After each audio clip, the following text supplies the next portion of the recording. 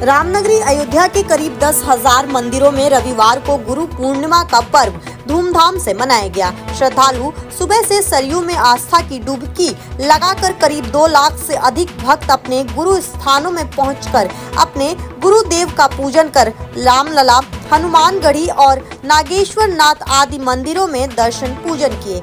भीड़ को देखते हुए पुलिस और प्रशासन ने सुरक्षा के कड़े इंतजाम किए थे। हनुमानगढ़ी मंदिर में दर्शन करने के लिए भक्तों की 1 किलोमीटर लंबी लाइन लग रही थी। करीब 10,000 मंदिरों में धूमधाम से गुरु पूर्णिमा मनाई गई।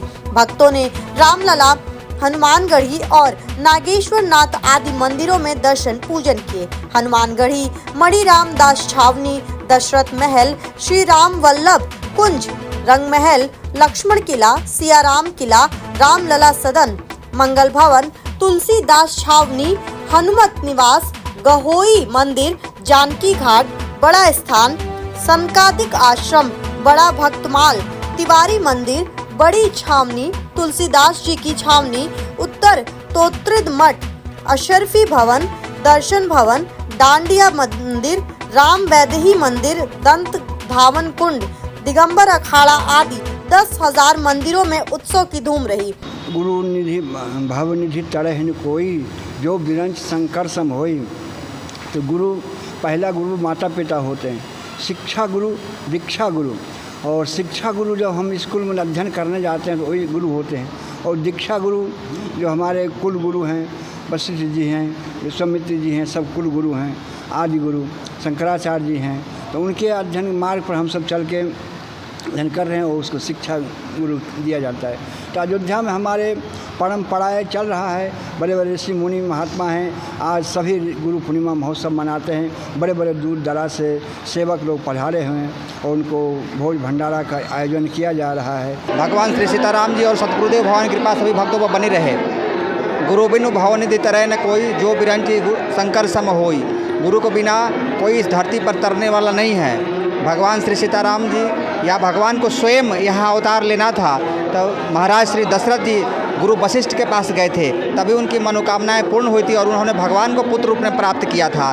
तो भगवान के अवतरण जब गुरु के सानिध्य में जाने से हो सकता है तो आप समझो जीवन में कोई ऐसा कार्य नहीं है जो असंभव है। तो सदगुरु के चरणों में जाकर उनके चरणामृत लेकर उनके गुरु पूजा करने से यह गुरु की भक्ति प्राप्त होती है और भगवान प्रसन्न होते हैं और भगवान की भी प्राप्ति होती है। काल से परंपरा गुरु और शिष्य का परंपरा अनाद काल से चला आ रहा है। आज गुरु पूर्णिमा है। अपने अपने गुरु जी का सब लोग पूजा पाठ किए हैं और जितने अयोध्या के संत महंत लोग हैं सबका पूजा पाठ हुआ है। ये गुरु पूर्णिमा की सबको खूब ढेर सारी शुभकामनाएं। ऐसे ही हनुमान जी की कृपा सबके बनी रहे। गुरु ही ब्रह्मा है, गुरु ही विष्णु हो, गुरु ही शंकर है। और गुरु वो होता है जो अंधकार से प्रकाश की ओर जीव को ले जाए। इस चराचर जगत में जितने भी जीव हैं उनके उत्थान के लिए गुरु की परम आवश्यकता है। हर सनातन धर्मी कहीं न कहीं उसका गुरुद्वारा होगा, कहीं न कहीं गुरु से दीक्षित होगा, क्योंकि गुरु से सब कुछ मिलता है, संस्कार मिलता है। इसलिए जो है गुरु का बहुत महात्म है और यह गुरु का पर्व है। शिष्य उस गुरु को गुरु से आशीर्वाद लेने के लिए आता है, जिससे उसका जीवन धन धान्य से संपन्न हो, परिपूर्ण हो।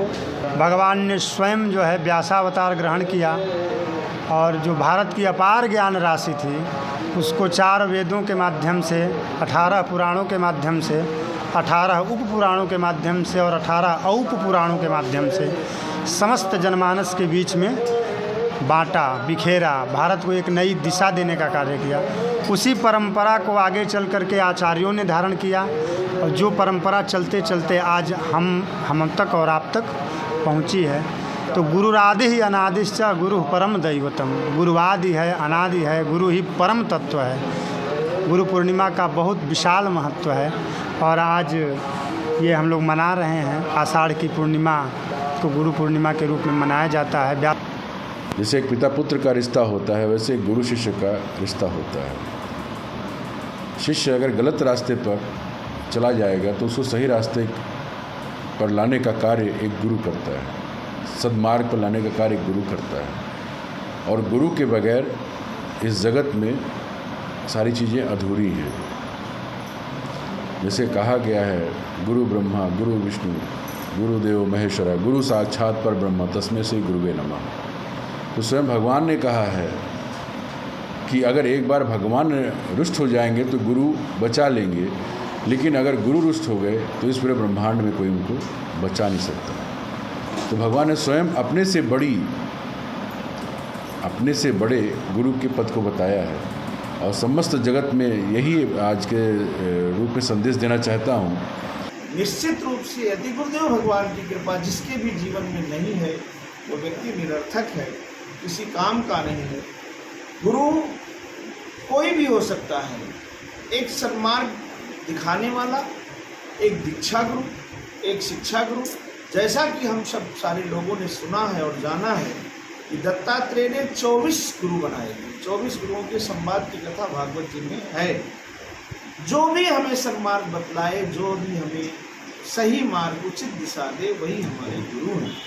गुरु का कार्य है व्यक्ति के जीवन में प्रकाश को स्थापित करना और अंधकार से उसे बाहर निकालना। तो निश्चित रूप से आज का जो दिन है हम सब सारे लोगों के लिए बहुत महत्वपूर्ण है। व्यास पूजन और गुरु पूजन का दिन है, क्योंकि गुरुदेव भगवान ही हो सकती हैं जो किसी भी प्राणी को उचित मार्ग उचित दिशा दे करके उसके जीवन में प्रकाश स्थापित करते हैं, प्रकाश पुंज भरते हैं। और गुरुदेव ही हमें बतलाते हैं कि भगवान कौन है, हमारा धर्म क्या है, हमें किस प्रकार से आचरण समाज में करना चाहिए जिससे हम पूजित होंगे। तो आज पूरे देशवासियों को हम गुरु पूजन और व्यास पूजन की बहुत बहुत बधाई देते हैं। कामना करते हैं आप सभी के जीवन में गुरुदेव भगवान का प्रकाश पुंज स्थापित हो।